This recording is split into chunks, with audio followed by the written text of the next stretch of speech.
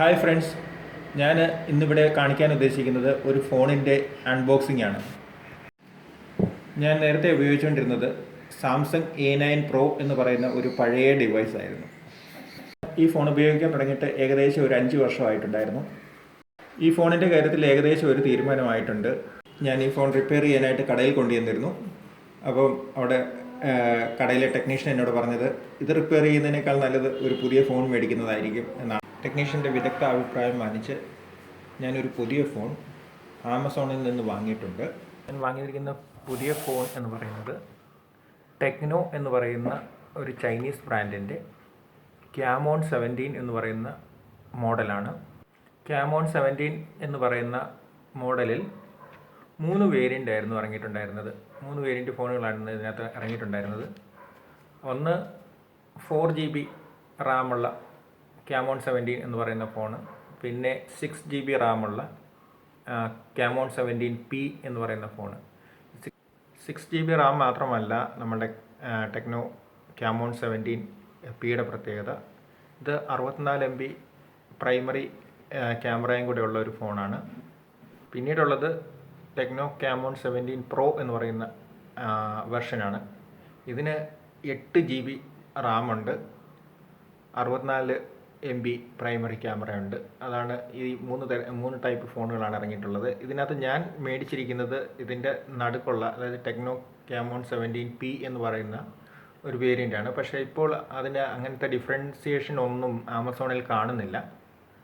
പക്ഷേ ഞാനത് നേരത്തെ എൻ്റെ റിവ്യൂവും കാര്യങ്ങളൊക്കെ വായിച്ചിരുന്ന സമയത്ത് ഈ 3 വേരിയൻറ്റിൻ്റെയും ഇത് സ്പെസിഫിക്കേഷൻസ് വായിച്ചിട്ടുണ്ടായിരുന്നു.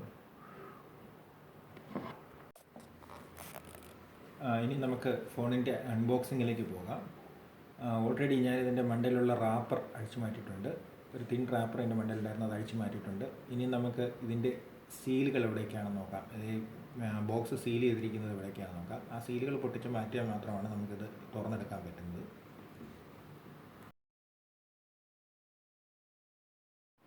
ഈ ബോക്സിൻ്റെ സീലൊക്കെ ഞാൻ പൊട്ടിച്ച് മാറ്റിയിട്ടുണ്ട്. ഇപ്പം ഞാൻ ഈ ബോക്സ് തുറക്കാനുള്ളൊരു ശ്രമം നടത്തിക്കൊണ്ടിരിക്കുകയാണ്. വേറെ സീലുകളൊന്നും ഇല്ലെന്ന് തോന്നുന്നുണ്ട്. അപ്പം ഞാൻ ഇതൊന്ന് തുറക്കാൻ ശ്രമിക്കുകയാണ്. പെട്ടി തുറന്ന് ഞാനിപ്പോൾ ഡിവൈസ് പുറത്തേക്ക് എടുത്തിട്ടുണ്ട്. അപ്പം ഈ കാണുന്നതാണ് നമ്മളുടെ ഡിവൈസ് എന്ന് പറയുന്നത്. ഈ ഫോണിൻ്റെ സ്വിച്ചുകൾ, അതായത് വോളിയം, പവർ ബട്ടൺ എന്നിവ ഈ ഫോണിൻ്റെ റൈറ്റ് സൈഡിലാണ് കൊടുത്തിരിക്കുന്നത്. ഈ ഫോൺ നമുക്ക് കിട്ടിയിരിക്കുന്നത് ഒരു ബാക്ക് കവറോട് കൂടിയാണ്. ഞാനിതിൻ്റെ ബാക്ക് കവറൊക്കെ സെപ്പറേറ്റ് ആയിട്ട് ഓർഡർ ചെയ്തിട്ടുണ്ടായിരുന്നു. അതൊക്കെ ഇപ്പം വേസ്റ്റ് ആയ ലക്ഷണമാണ് കാണുന്നത്. ഈ ഫോൺ മേടിക്കുന്ന ആളുകൾ ആരും ഇതിൻ്റെ ബാക്ക് കവർ ഓർഡർ ചെയ്യേണ്ട കാര്യം ഇല്ല. ഈ ഡിവൈസിൻ്റെ ഫ്രണ്ട് ഗ്ലാസ് എന്ന് പറയുന്നത് കോണിംഗ് ഗോറില്ലയാണ് യൂസ് ചെയ്തിരിക്കുന്നത്. അതുകൊണ്ട് തന്നെ നമുക്ക് സെപ്പറേറ്റ് ആയിട്ട് ഒരു ടെമ്പേർഡ് ഗ്ലാസ് ഒട്ടിക്കേണ്ട കാര്യമുണ്ടെന്ന് എനിക്ക് തോന്നുന്നില്ല.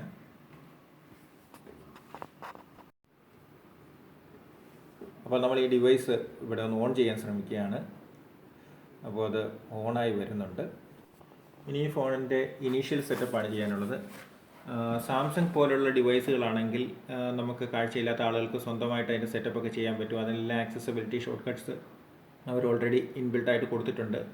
ഈ ഫോണിന് അങ്ങനെയൊന്നും കൊടുത്തിട്ടില്ലാത്തത് കൊണ്ട് നമ്മളാണെങ്കിൽ വേറൊരാളുടെ ഹെൽപ്പ്, അതായത് ഇനീഷ്യൽ സെറ്റപ്പിന് വേറൊരാളുടെ ഹെൽപ്പ് എടുക്കേണ്ടി വരും. അതിനുശേഷം മാത്രമേ നമുക്ക് ആക്സസിബിലിറ്റി ഫീച്ചേഴ്സ് ഫോണിനുള്ളിൽ കയറി എനേബിൾ ചെയ്യാൻ, ആക്ടിവേറ്റ് ചെയ്യാൻ സാധിക്കുകയുള്ളൂ.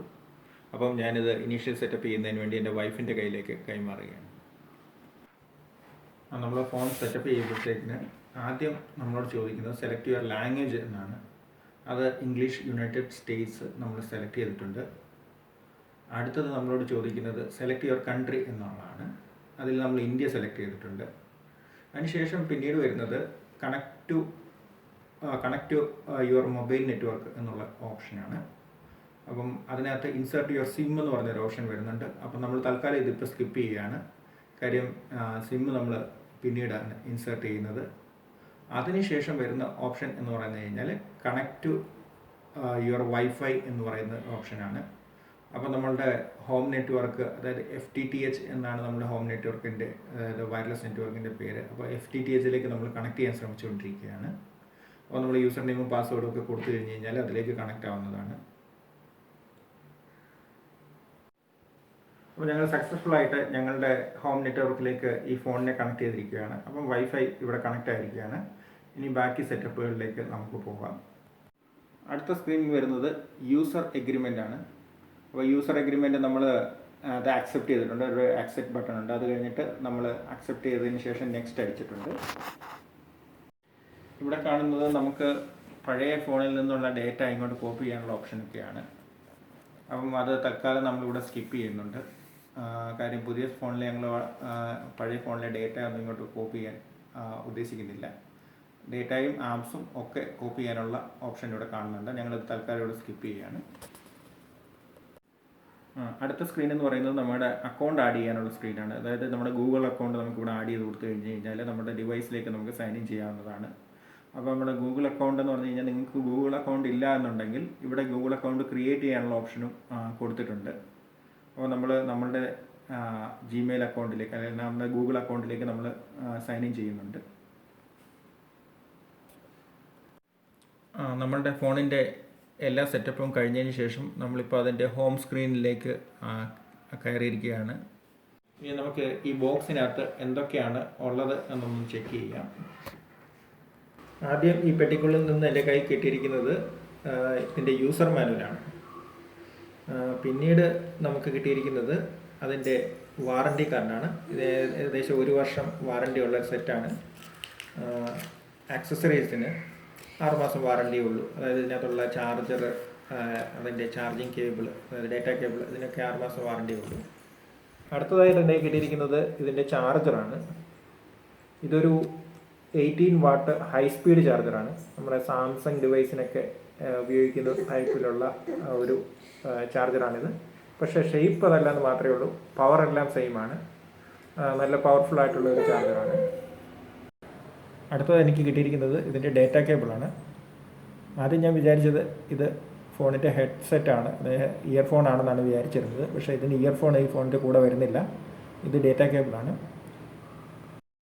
ഇതുകൂടാതെ ഇതിനുള്ളിൽ നമുക്ക് കിട്ടിയിരിക്കുന്നത് ഒരു സിം ഇജക്റ്റ് ചെയ്യാനുള്ള ഒരു ടൂളും കൂടെ നമുക്ക് കിട്ടിയിട്ടുണ്ട്. അതൊരു ചെറിയ പിന്ന് ആണ്. അത് ഉപയോഗിച്ച് മാത്രമേ നമുക്കിതിൻ്റെ സിമ്മിൻ്റെ സ്ലോട്ട് തുറക്കാൻ പറ്റുള്ളൂ. അപ്പോൾ ഞാൻ സിമ്മിൻ്റെ സ്ലോട്ട് തുറന്നെടുക്കുകയാണ്. ഇതൊരു കമ്പൈൻഡ് ആയിട്ടുള്ള ഒരു സിം സ്ലോട്ടാണ്. അതായത് 2 സിമ്മും മെമ്മറി കാർഡും എല്ലാം ഇതിനകത്ത് തന്നെയാണ് ഇടുന്നത്. ഇതാദ്യം എനിക്കൊരു കൺഫ്യൂഷൻ ഉണ്ടാക്കിയിരുന്നു. കാര്യം ഞാൻ വിചാരിച്ചിരുന്നത് ഒരു മെമ്മറി കാർഡിനും സിമ്മിനും വേറെ വേറെ സ്ലോട്ടുകളാണെന്നാണ് വിചാരിച്ചിരുന്നത്. അതുകൊണ്ട് ഞാനിത് കുറച്ച് ഇത് ചുറ്റും ഞാൻ തപ്പി നോക്കി വേറെ വല്ല സ്ലോട്ടും ഉണ്ടോ എന്ന്, അങ്ങനെയുള്ളൊരു കൺഫ്യൂഷൻ ഉണ്ടായിരുന്നു. അപ്പോൾ ഞാൻ സിം സ്ലോട്ടിലേക്ക് സിം ഇട്ടിട്ടുണ്ട്. അതായത് സ്ലോട്ട് 1ലേക്കാണ് ഞാൻ ഈ സിം ഇട്ടിരിക്കുന്നത്. അപ്പോൾ ഇത് ഞാൻ തിരിച്ചുള്ളിലേക്ക് ഇടുകയാണ്. അപ്പോൾ നമ്മൾ സിം ഇട്ട് കഴിഞ്ഞു. നമുക്ക് ഇനി ഈ ഡിവൈസ് ഒന്ന് ഓൺ ചെയ്ത് നോക്കാം.